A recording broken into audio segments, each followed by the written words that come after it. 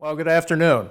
I don't know about you, but as a collector of obsolete paper money, the last 2 or 3 presentations and a lot of the things in the series just have my head spinning. We're talking about plates re-entered and curly cues here and there and stuff that wasn't issued that was and stuff that was issued that wasn't. And we're going to take a little different look at this because in the world of obsolete paper money issued up to and before the Civil War, we don't worry about any of that. We worry about greed and fear. And you're going to see that some of the most outrageous things occurred that were related one way or another to paper money. And so this is a kind of a collection of different just odd things that happened and how they relate to paper money and how they showed up on paper money. So the title of the talk is Odd Tales About Antebellum American Banking, with the subtitle, Who Knew? And knowledge was a very critical issue before the Civil War because not very many people had much. You didn't know which banks were good, you didn't know which designs were good, you had no idea. And so typically you tended to crawl back into a very small shell, and your concept of paper money you could trust maybe only extended for a couple of miles in any direction from where you lived, and anything else was suspect. So we have some of that, but we also have just some odd things that I still scratch my head about. I swear every one of these stories is true and documented. So let's get started with the Richland and Huron Bank of Mansfield, Ohio. And this was a typical bank in the early decades of the 19th century. It was founded in 1816, decided who needed a charter. They scraped together $400. They had the plates made. If they got a charter, fine. If they didn't, oh well. They, however, kind of hedged their bets. They hired a guy in the state legislature called Mordecai Bartley, who then turned right around and voted against his own bill, thus defeating the charter for the bank. Mordecai, not being the sharpest tool in the shed, nonetheless went on to become one of Ohio's early governors. So some things with politicians don't change either. The measure failed, and the bank quickly did in 1817 to 1818 as well. This is a $1 note on the bank. I think is kind of an interesting center vignette of a sow with her piglets wandering down the road to God knows where to do God knows what. John Garrison, who was president in the understatement of the century, said that this banking business had certainly cost him dearly. He lost every cent he had. So this is often the way it went, not only in Ohio, but in states all across the country. Then we have the value of advertising. Paper money as a means of advertising was early recognized and was often used. One of the cuter uses of advertising is the Central Steam Dental Company of Cincinnati, Ohio. And I like to think of this as the power of advertising unleashed. The back was designed to look like a 50-cent fractional note. And the idea was it would stop you long enough to see if this was a newly found piece of paper that you could spend, long enough to get the message across on the other side. This was issued sometime between 1863 and about 1870, and this is the business side of the note. You can see that for a mere $10, you could get a full upper or lower set of teeth. For 50 cents, you could have a tooth extracted, but this note gave you a 25% discount. And the other interesting things you see, gold fillings, open every day of the week. This was a dental office that was open every day of the week. And I like the polite lady attendant for ladies and children. Apparently they had an impolite male attendant for the men, I don't know. And interestingly, it says gas and electricity is used for extracting teeth without pain. This has visions of Dr. Frankenstein's laboratory with a drill involved. Then this is the back, and it says this note is receivable in part payment for extracting teeth at the rate of 25 cents for each tooth. And they were located at right downtown Cincinnati. This is, of course, what the back was imitating. Benny, this is a what series? Third series. Third issue. Then we have things that I have gotten caught up in. I still collect script notes from both North and South during the Civil War, and foolish me, I jumped at this thing that was advertised as the rare Southern emergency usage. It was sold as rare usage of a newspaper to print script notes on. Not. It was not. So the question becomes, well, what is it? Here's the face of the note. Here's the back of the note. It is, in fact, a newspaper. It is, in fact, from the Civil War. But the face is, in fact, simply an illustration that they used in the newspaper to show you what the new series of notes was going to look like. Wrap me in a cellophane and put a stick, well, never mind where you should put it. But. Now, the dead giveaway should have been that 5200 is the serial number. They never printed the serial numbers on this note. So, in fact, this is not a note. This is an illustration of a note that they were going to issue, and they wanted to show the people what they looked like.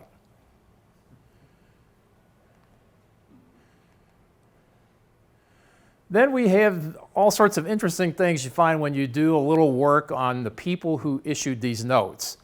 And this one I call a victim of the census. This is a script note fairly late in 1876 from Remington, Indiana. It's not a terribly rare note. It's the banking house of Berger and Parker. Robert Parker became president in 1900, some 24 years after this note was issued, and installed his son, who was not apparently the sharpest tool in the shed, as cashier. And the bank failed in 1907. This would typically be where the story ends. However, looking up his name just to see how long this guy lived in the 1910 census, I discovered that if we hadn't looked at this census, we would have never known that Parker ended up in Michigan City, Indiana. Now, that's not particularly terribly interesting until you realize that the state reformatory is in Michigan City, Indiana. And Mr. Berger was sent up for white-collar fraud. Apparently, the bank closed in 1907 for a really good reason. Mr. Parker Jr. ran off with all the funds. So they threw Mr. Parker Sr. into the brig in Michigan City, Indiana. And if you look at the page of the census, which was taken for the state reformatory in 1910, you have Joe Blow, axe murderer, Jim Blow, sex offender, and John Parker, banker. So apparently banker was considered some type of a not so good avocation to be in anyway. So sometimes you get betrayed by those damned records that keep showing up. Had it not been for the 1910 census, he was released a few days later. He just missed it. So now everybody knows this guy was a convicted felon. Then we have interesting issuers of notes. This again is an advertising note. It's a fractional look-alike. But this issuer's customers were just dying to get in. Even Undertakers saw the advantage of advertising.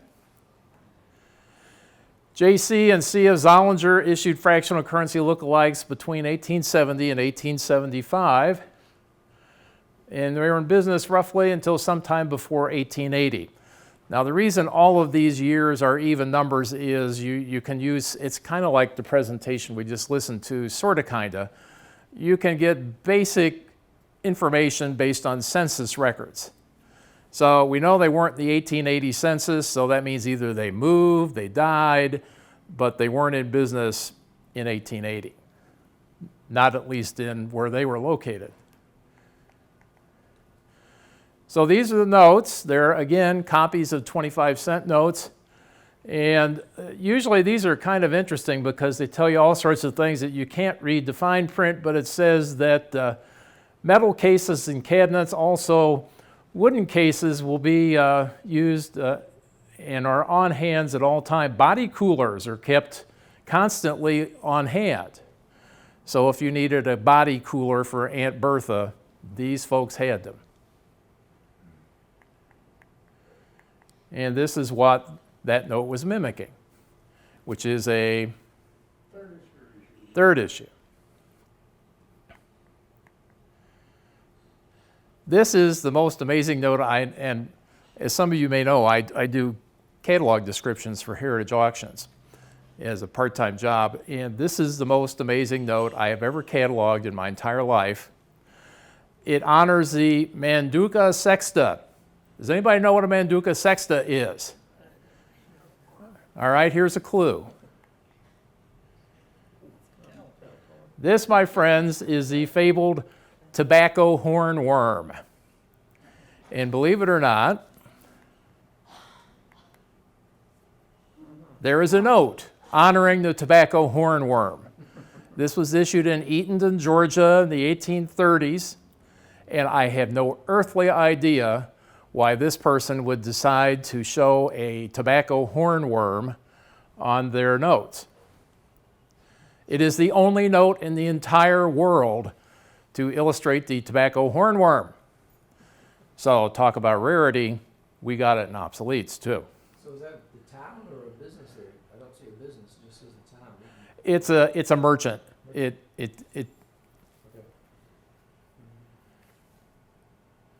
Eatonton, Georgia is where it was actually issued. But it's a pretty faithful representation of a tobacco hornworm. Then there are all sorts of interesting things that go on with Confederate notes. I call this Confederate pragmatism.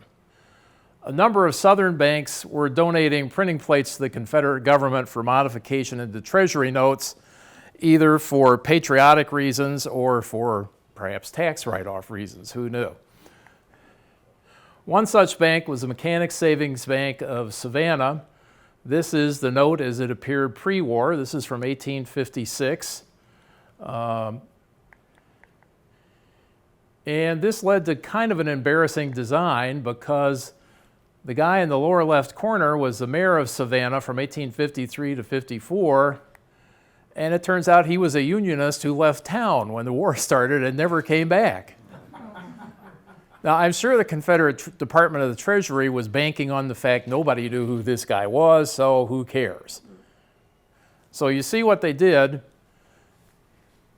All that Leggett, Keating, and Ball had to do was change the middle. Confederate States of America, $10, some minor lettering changes around the margins, but it's almost the same note. So this was an easy way to get an engraved design into production quickly.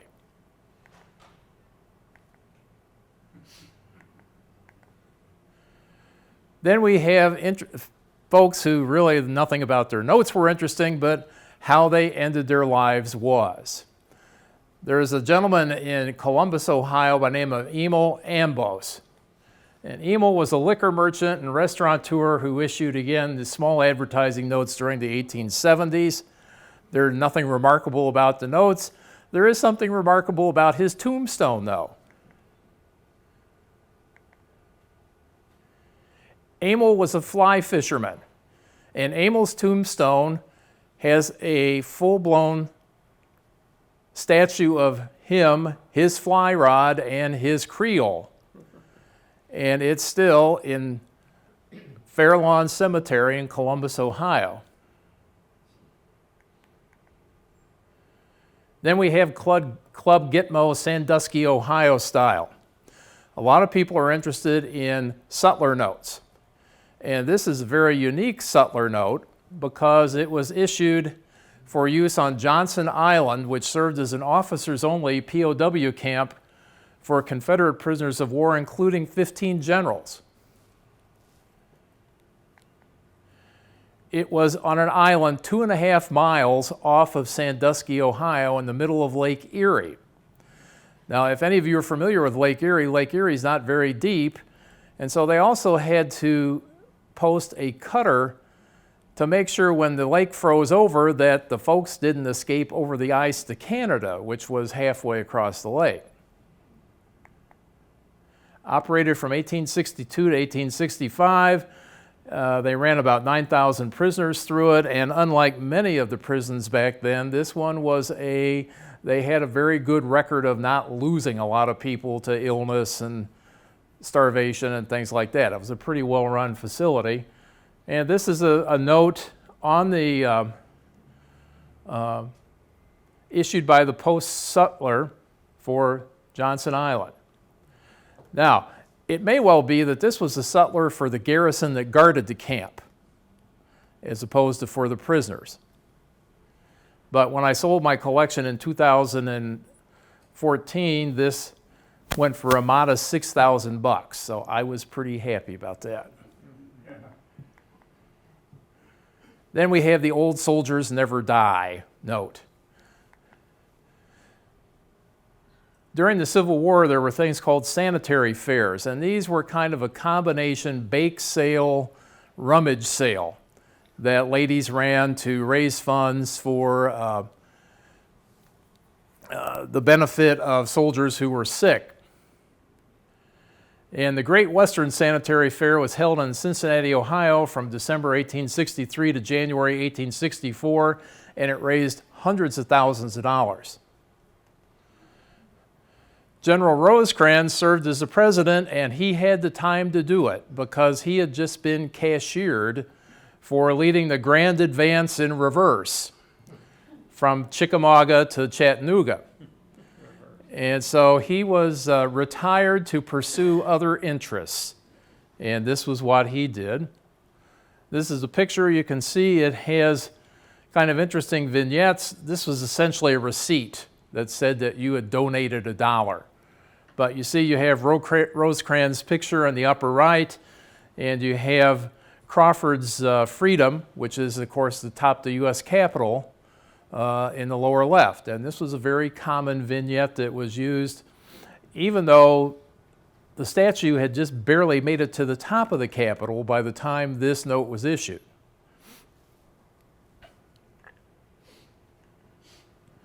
This is a broadside for the Great Western Sanitary Fair. That gives you an idea. They were, so it was the Cincinnati branch of the U.S. Sanitary Commission, and was quite an affair. This is kind of an unusual and unique host note. This is a strip of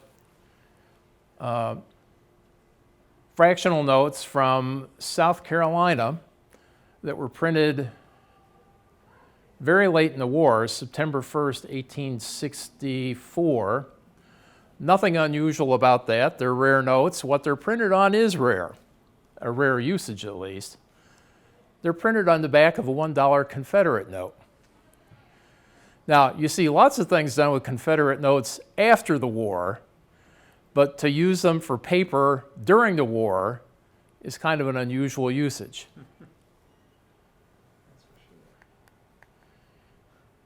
College currency, my favorite college note. If you aren't familiar with college currency was used at business schools, and the students literally made change, counted, took in deposits, did all those transactions with real lifelike notes. So college currency is something that's widely collected, but this one is unique, I think. Nothing particularly unusual about this one. The Queen City Bank, and this is on a business college in Cincinnati, Ohio. What's unusual is the back. Read the fine print at the top of the note.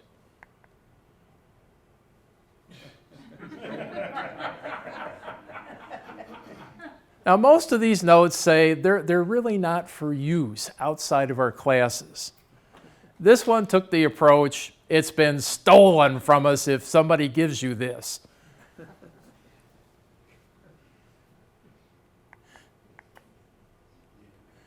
Then we have William A. Hanford, the hard luck author's nightmare. Imagine yourself the author of the state catalog, and the most common issuer in the state is what you're cataloging. And you blow the name. I blew the name.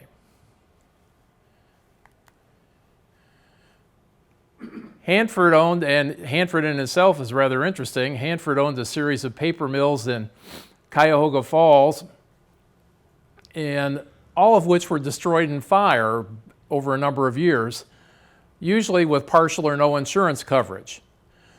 You may guess, in looking up the 1870 census, what this man's occupation was. He was, in fact, an insurance agent. This is the note. It's a very common note. It's an engraved signature. You see these all the time. The author decided that this was one W.A. Stanford. There, in fact, was a W.A. Stanford who was a blacksmith who lived in Cuyahoga Falls, and it made imminent sense to the author at the time. Voila, we have this perfect answer. That's who it is. And that's how it went in print. 2 days after the book shipped from the printer, on eBay of all places, there's this lot of material from the great-grandson of one William A. Hanford, which has the notes, a description of how his grandfather issued them, and the author is frantically trying to figure out how to change one page in 1,000 copies of the book, which of course was not feasible. So, you can tell when catalog descriptions are written from my book by whether they came out before the correction or after the correction, because William A. Stanford is in fact William A. Hanford. This is a unique note. This is the other most unique note I've ever seen in my life. This is a Perry County Bank of Cannelton, Indiana, not particularly rare, and somebody decided to alter it, erase it. Does everybody know what a raised note is? A raised note, you go in and let's say you were interested in being in the raised note business. What you did is you went out and you bought up all sorts of old uncurrent banknotes for essentially whatever paper was worth, and you used them like you would a car for parts. You kept this big stack of notes, and you had all these things you could cut out and paste on notes that you wanted to raise. In this case, I suspect the left side has fallen off over time. But what you did, you took your stack of worthless notes, you trimmed out 2 5 counters, you glued them over the ones. You then cut out this $5 tablet in the middle, and you glued it over what used to say $1. And because there were thousands of different designs from thousands of different banks, no one had a clue whether it was good or not if they weren't too observant. So this is an interesting note, but this isn't the most interesting version of this. This note is the concept of $1 is better than no dollars. Somebody has taken a raised note and they have lowered the note back to $1. It's easiest just to tear off the corners. You don't have to worry about that. And you can see he's pasted in his own $1 handwritten value. Now, why would anybody do that, you might ask? Here's the reason. If you received this and you wanted to take it back to the state authorities to redeem, if it were a raised note, they would confiscate it. If you brought it back to being an honest note of its original value, $1, they would at least redeem it for $1. And so I have never seen another note in 50 years of collecting these things that was lowered. They're always raised.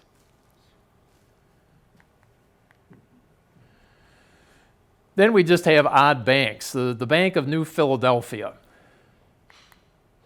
was founded in 1816 in Ohio, again, without the benefit of a charter.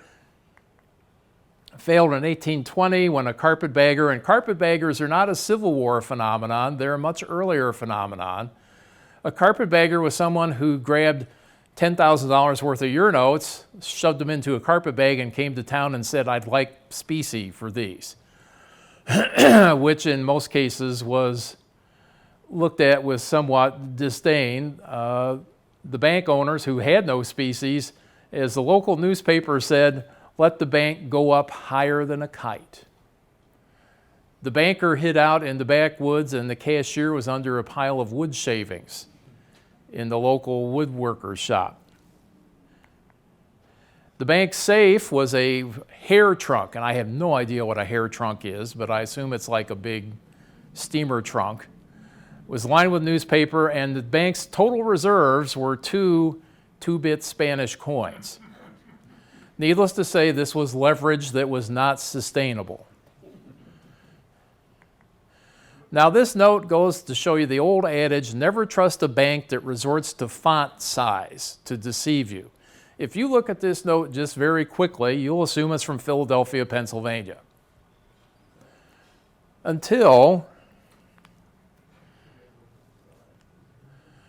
you see here is new, and here in even smaller letters is the word new. And so it was never good to be a careless, not very observant person if you were handling money before the Civil War.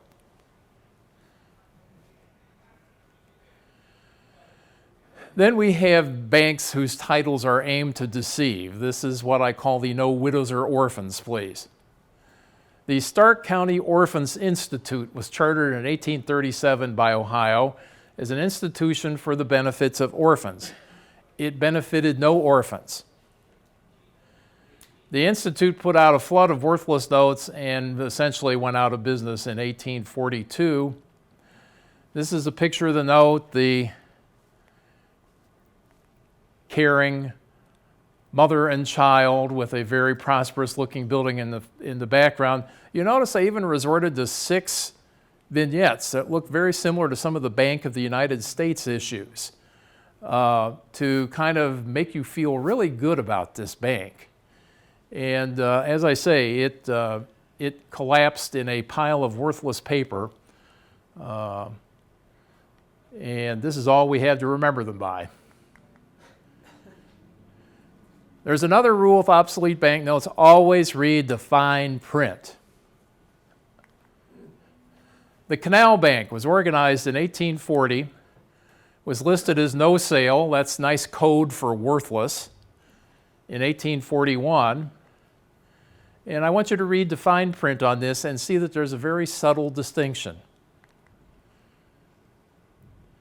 It says, the undersigned, who has an office on the Canal Bank, promises to pay, blah, blah, blah, blah, blah. Well, the Miami Canal happened to go right through the middle of Middletown, Ohio, and every canal and every river has 2 banks. If you look at the note quickly, you'll say, aha, Canal Bank. But in fact, it was only this person who had an office on the bank of the canal. And this happened all the time. Then we have the Columbiana Bank of New Lisbon, Ohio. There's a theme here, as you can see, with Ohio notes early on. Opened without a charter before 1816, received a charter in 1816 and failed in 1820. Ohio had an interesting set of banks that I call the Lazarus banks.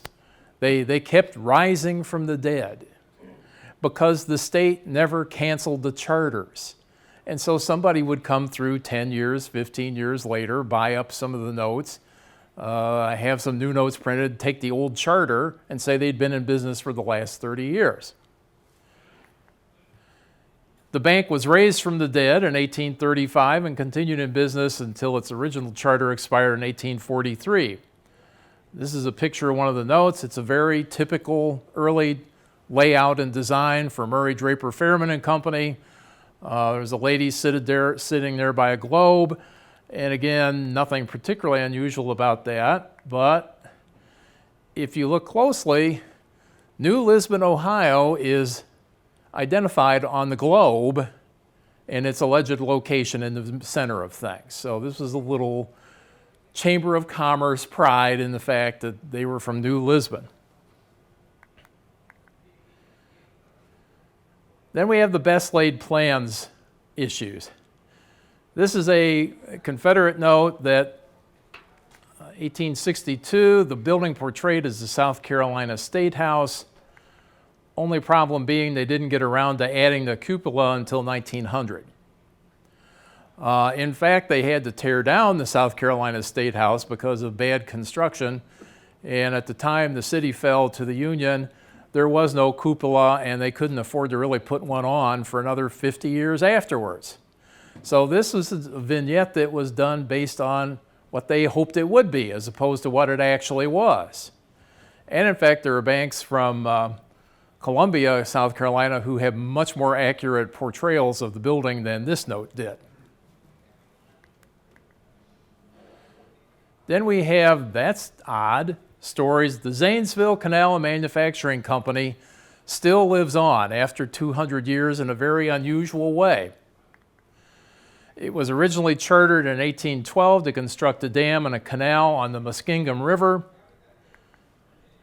The founder, John McIntyre, passed away in 1815 and left a trust to pay for the education of the children of Zanesville, but the bank part of the company failed in 1821.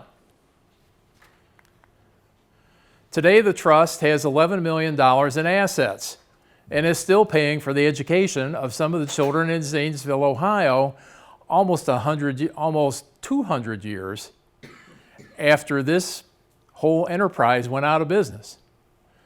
So the investment trust survived the business. And it still has over 11 million. They still publish an annual report.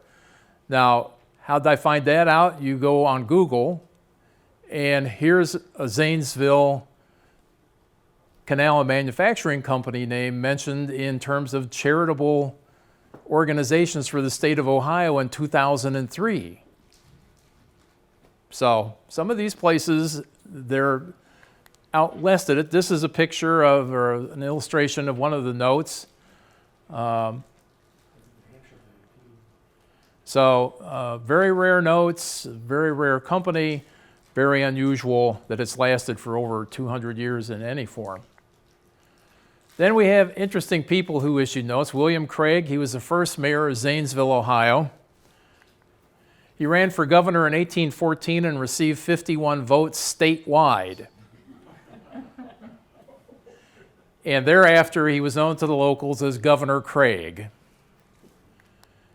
In 1817, he became the collector of taxes and promptly left town with same for the West and showed up in St. Louis a number of years later. This is one of his notes. And so Governor Craig wreaked his revenge and had the last laugh, I suppose. Then we have more typical stories of Painesville and Fairport Railroad Company. It was a little railroad in Ohio that was organized in 1835. The rolling stock was composed of a rail car, a box car, and a horse. The horse being the motive power. The line was 3 miles long with wooden rails strapped with iron, and this was a common construction method for railroads early on until they figured out that wood rails rotted. And it took them 2 years to finish 3 miles. And as one of the local newspapers of the time said, the railroad was soon nothing more than a rust streak through the fields and meadows. And the only reason we know about them is some of these notes that they left behind.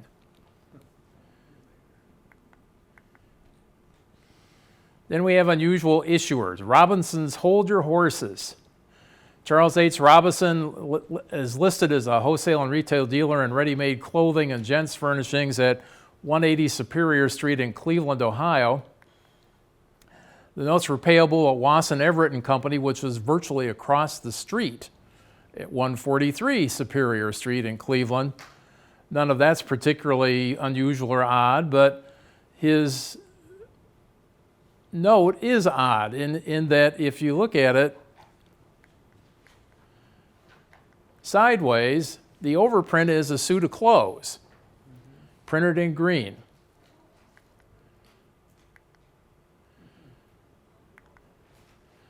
Then we have people use some of the most unusual vignettes for the most obscure reasons. This is a $1 Confederate note that was printed by Blanton Duncan. Blanton Duncan is one of the more unusual of the Confederate printers. And they just borrowed vignettes wherever they could find them. So this is a rather straightforward, that's Lucy Pickens on the right, and a sailing vessel on the center, and this maiden holding this shield. But where is the shield from? You notice that kind of sun face in the center panel? Argentina's coat of arms. Or Uruguay. Uruguay uses a very similar device, but it's obviously not from the deep south. It's something that he found and just simply borrowed.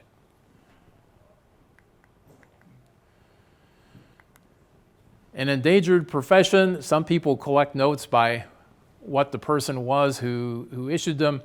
Ezra Taylor was a wig maker in downtown Cincinnati for the majority of 20 years.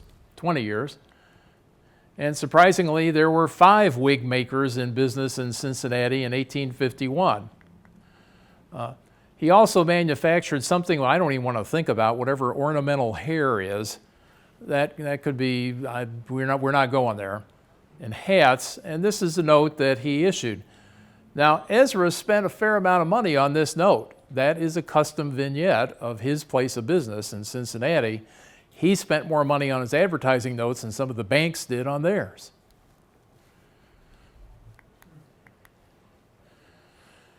Then there are more misplaced vignettes, and this is one I entitled, Well, He Is Cute.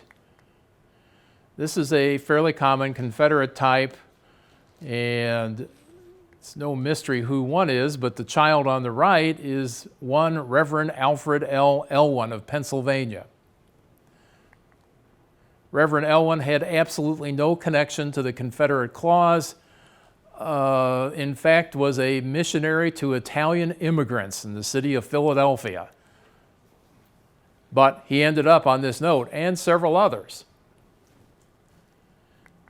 And his choice as a vignette probably was simply because he was so cute. And he ended up on several Southern states issues as well as this Confederate note. He had zero connection to the Confederacy. Then we have the Cleveland Bookbindery story. This firm issued advertising notes which vaguely resembled readily accepted $1 notes from the State Bank of Ohio. Now the trick here, the original trick was we want a note that looks something like a note that you would accept without question. And so you would take it, look at it, and at least you would read the ad. So this is the Bookbindery note. And this is the State Bank of Ohio note. The right end is the same, and the left end layout is sort of the same. The middle has nothing to do with a genuine note, but it at least got people to stop long enough. Now here's the odd thing. There was such a depravity of the currency around the Civil War that people would, for example, take a counterfeit of a note that they knew was on a good bank, then take a genuine note on a bank that they didn't know anything about. So it came down to an issue of it's money because you and I say it's money sometimes. And so there's a story in one of the Cleveland papers about in 1861, allegedly in West Virginia, this note being accepted over this note.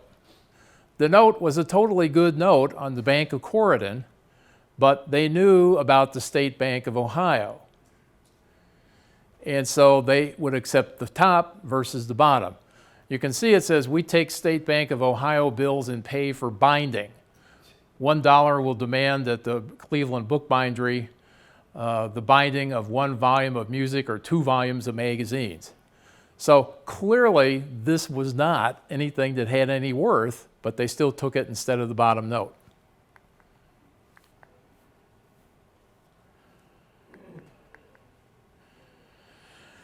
Then there were interesting things about who got their picture on notes. And this is the "we were only kidding" situation with the State Bank of Ohio. The State Bank of Ohio decided to do a complete overhaul and redesign of their notes in 1850 because the notes that they'd started issuing 4 or 5 years earlier were being counterfeited right, left, and center.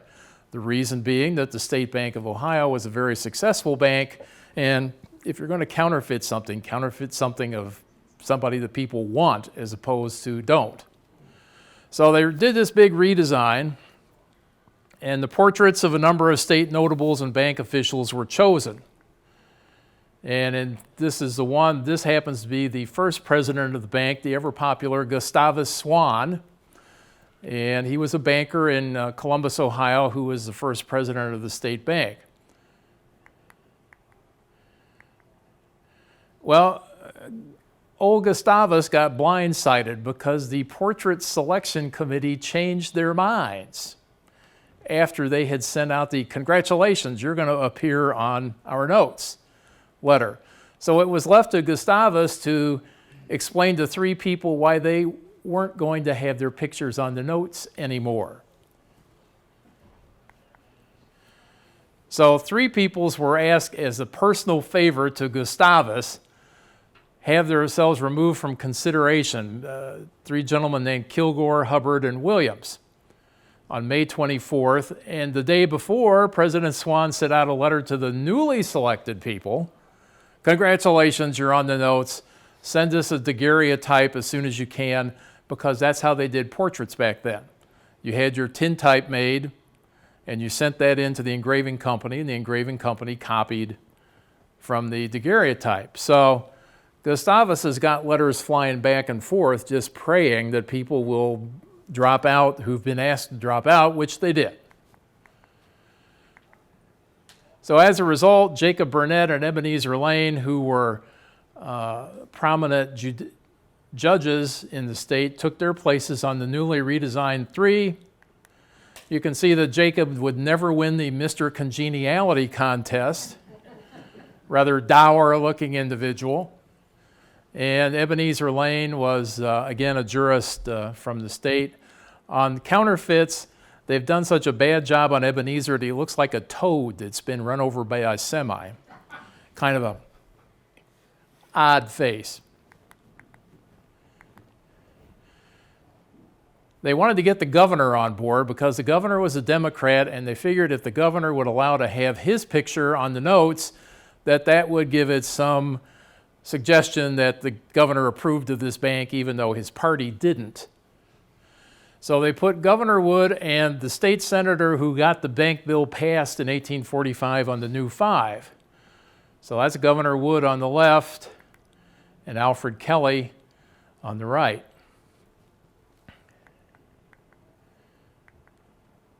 The outcasts, well, we still don't know what Hubbard and Kilgore look like. At least I don't. I've looked at a lot of pictures in the state archives. But Hosea Williams had the last laugh. Nearly a decade later, in 1860, his portrait was finally used on a redesigned 1, and they issued more than 330,000 of these things. So his face was from Toledo to Cincinnati and from Zanesville to Delaware. Rather forlorn-looking gentleman, but this is he. He was the president of the Delaware branch, and he sat on a number of the statewide bank committees and so forth. So he got his picture finally on the notes. It just took 9 years.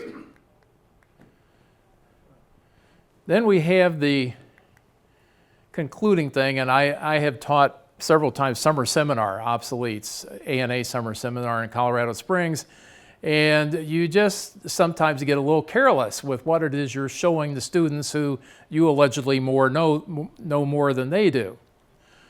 So it always pays attention to the details. Now, quickly, tell me what this is. Quickly. It's a $5 note, right? Wrong. I'm teaching class and I'm explaining this lovely $5 note with precise 2-color registration, blah, blah, blah, blah. And one of my students raises his hand and says, Wendell, if this is a 5, why is there a 1 and a 2 and a 3? And I'm going, it's time for lunch. And so what this is not is a $5 bill. What it is a very rare example of an engraver's advertising piece, showing that they could with precision, use 2 colors to get all this matched up, and truly a wonderful piece of work, but it is not a $5 bill intended for issue by anybody. So I then immediately let everybody go for lunch, and the good news is I'm going to let you go as well. So thank you for your attention, and go out and find some weird stories about your notes.